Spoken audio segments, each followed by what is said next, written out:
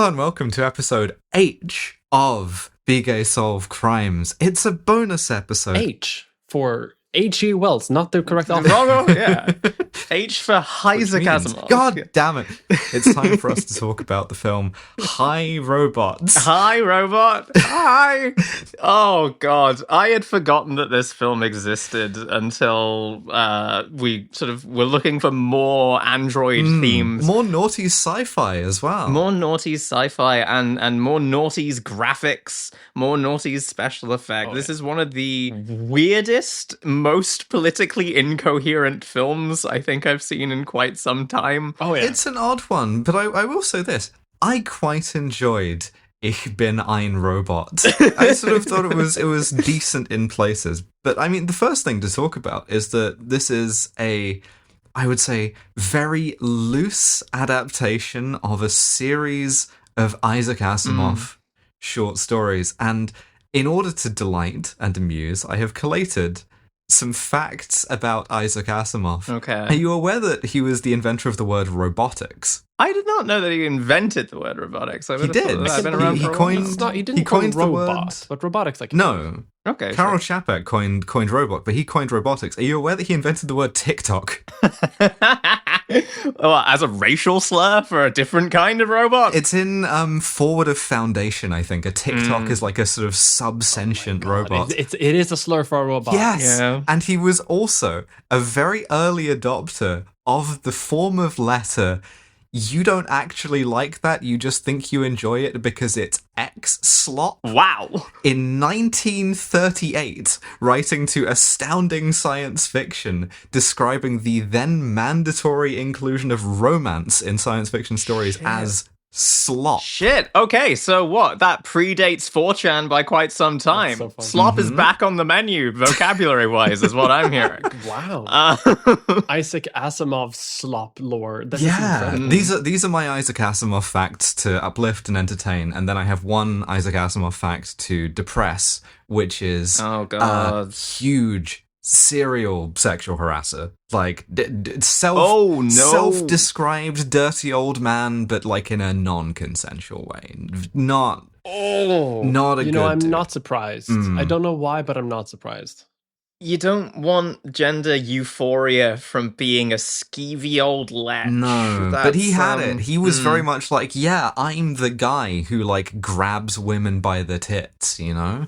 It's really, Oh, really no. uncomfortable. I mean, it's like a lot of these kind of science fiction writers of that generation have some really kind of dark sort of, even science communicators. Like Richard Feynman was the one that really upset me when I found out.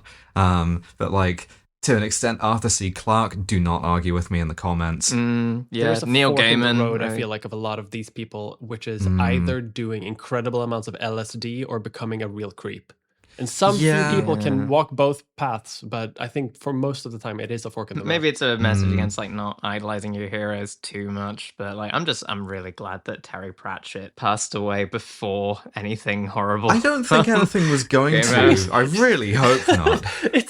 I don't think that's how it works. I don't think. I that did- if you no, but that's died what I mean is- before it is- gets revealed. Like, no, it's no, also I- possible that he I- just wasn't a creep. No, I mean, But sorry. wild sorry. to do. Terry Pratchett, who no, died sorry, yes. unindicted for his crimes, Yeah, like no, Jimmy what I Savile. mean, what? No, I'm sorry. I was thinking about Neil Gaiman.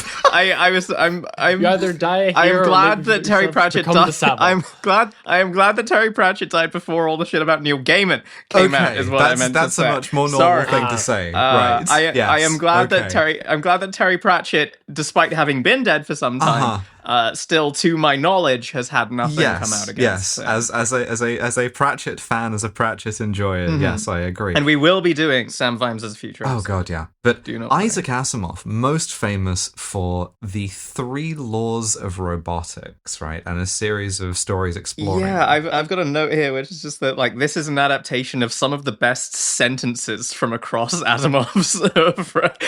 Yeah. That's as close as you The get. thing about Asimov from like a literary perspective is, yeah, there are some individual like novels and things like that, but the thing that he seems to be most famous for in terms of his contribution to SF and science fiction more broadly. The sort of like hard science fiction, where we're sort of dealing with the actual like nitty gritty of the mechanics of it and the scientific implications of it, rather than these things as stories and as literary sort endeavors. of the philosophical implications as much as anything. And as such, in the same way that like there is a particular kind of person who the only thing they know about Moby Dick is that the first line is "Call me Ishmael." And so they'll say, Moby Dick, great first line. And it's like, did you get any deeper? But the thing that most people know about Isaac Asimov's stories, if they know about them at all, is the 3 laws of robotics, which appear on page 1 of the short story collection I, Robot. Meanwhile, I'm out here reading the Black Widower's short stories, his like mystery side hustle. Future episodes of Absolutely, maybe. But so absolutely There's maybe. so much otherwise. these 3 laws of robotics are intended to kind of sum up like a sort of means of existence for robots, like anthropoid artificial intelligences, right? They are in sequence that a robot may not harm a person, or through inaction allow a person to come to harm, that a robot may not disobey an order unless it conflicts with the first law, and that it must preserve its own existence unless it conflicts with the first or the second laws. Very like Aristotelian logic prison for the minds of a robot. Exactly, and like for Asimov, it's he's interested in how these things break down, which is in a lot of different ways, right? You can sort of like generalize these as principles, and for him, these are like within the sort of fiction representations of mathematical architectures that undergird a robot's brain, right? They cannot exist independently of these things, which is something that this movie does not really hold to, but it is going to try and make it an attempt to grapple with how do you reconcile all 3 of these laws and what happens when they're in conflict with each other, what happens when disobeying each of them or all of them is the right thing to do. It comes from like this mindset of how computers work, which is seeing programming as some sort of rigid, unbreakable law. Yes. Which is, you get the similar things of like, you can crash a computer by saying this sentence is false. But it's like, you can do that to ChatGPT and it's fine. You know what I mean? Like, that's not actually how programming actually tends to work out in practice. But I think it comes from this sort of idea that like, if you were to structure programming in a useful way, that's the way it should work. But, as we see it, Yeah, but it's sort of like the beginnings of sort of computing in the sort of the middle of the 20th century. And it's sort of this the mathematization of philosophy and ethics that I find really interesting. I have to confess here to being a massive nerd insofar as well as English literature. I also studied philosophy at uni, and all of this kind of like yeah, I know it was awful, but things with like formal logic and otherwise is very much sort of the beginnings and the nascence of that. But it's sort of this idea that there exists somewhere to a particular kind of very rigidly mathematical mind, this conviction and belief that all of humanity's problems could be solved by coding and by just coding our morality. And if we just keep iterating this code, we will eventually find a moral system that can account for the perfect thing to do in every possible circumstance. And it certainly can't be the case that will be so complicated as to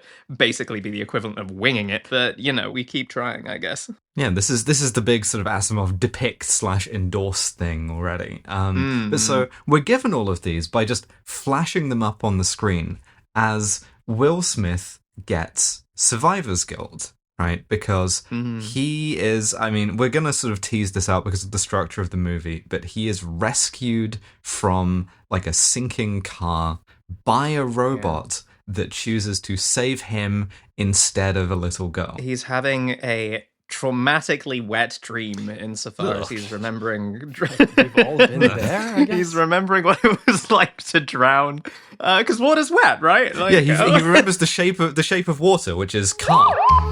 If you want to listen to the rest of this episode, you're going to have to head on over to patreon.com/begaysolvecrimes, where for as little as £5 a month, you can get access to all of our previous bonus episodes, as well as a new bonus episode every other week. If you want to hear us talk about Disco Elysium, if you want to hear us talk about Silence of the Lambs, L.A. Noire, Blade Runner, you know where to go. We are there waiting for you. Which only leaves the question of, what are you waiting for? Look, I understand you've experienced a loss, but this relationship just can't work. I mean, you're a cat, I'm black, and I'm not going to be hurt again.